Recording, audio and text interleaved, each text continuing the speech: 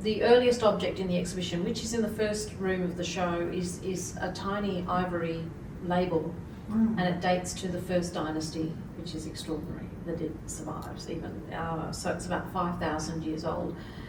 So that's amazing in itself. But my point is that it is decorated with an image of a king, King Den, and he's in a very recognisable, what becomes to us a very recognisable pose, striding forward with his right arm raised, and he's got an enemy in front of him, which is grasping their hair with or headdress in his left hand, and they're prostrate before him, and he's about to smite this enemy, this pharaoh, and he's got a mace in his right hand, and he's about to smite the enemy. And it's an image of the Egyptian pharaoh that continues from that point onwards through the next 3,000 years of Egyptian history. So it's I guess that consistency of representation of the king and this dominant posture, smiting an enemy, is one of those images that remarkably continues for the next 3,000 years as a symbol of kingship, if you like. And we see him wearing a particular headdress as well, even at the beginning here in this first dynasty representation. That he has the uraeus on his forehead, and the uraeus was the rearing cobra, which was a symbol of protection for the pharaoh.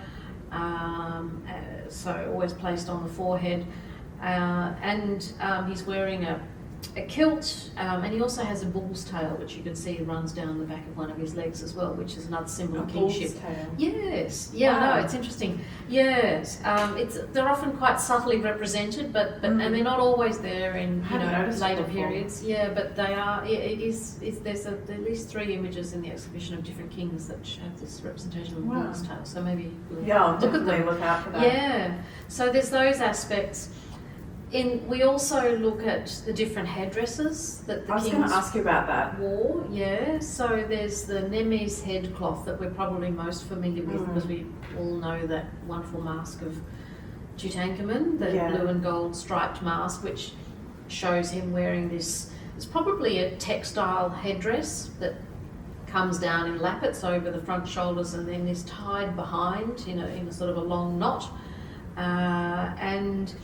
I mentioned the uraeus that all kings wear always, but anyway, other crowns they wear, other headdresses are the crowns of Upper and Lower Egypt, the white crown and the red crown, and these are symbolic of the 2 regions of Egypt, so the Delta region and then the Nile Valley that goes from the base of the Delta down to the first cataract, and these are these 2 regions of Egypt essentially that the king rules over all in that sense, and then there are 2 crowns that represent these regions, and sometimes you see kings just wearing one crown or the other, but there are other times when they're wearing both crowns, the double crown of Upper and Lower Egypt.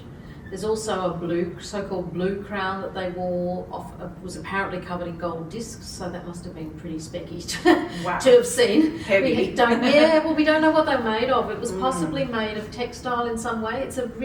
They're very odd-shaped things, these crowns that the ancient Egyptians wore. They're very different, particular, very unique shapes. Anyway, crowns. They also carried the crook and the flail, which were symbols of authority and government. And what else? The kilt I mentioned as well, and the bull's tail was often a symbol of royalty as well. But then in terms of other symbols, the cartouche is I guess a key element to mention in terms of the way royal names were always represented. Well, very early on they were represented in what we call serics, which were these rectangular forms that actually had the Horus falcon bird at the top as the sort of the divine representation of the king, or the divine representation of the king, and it would have the king's name in hieroglyphs within the rectangle.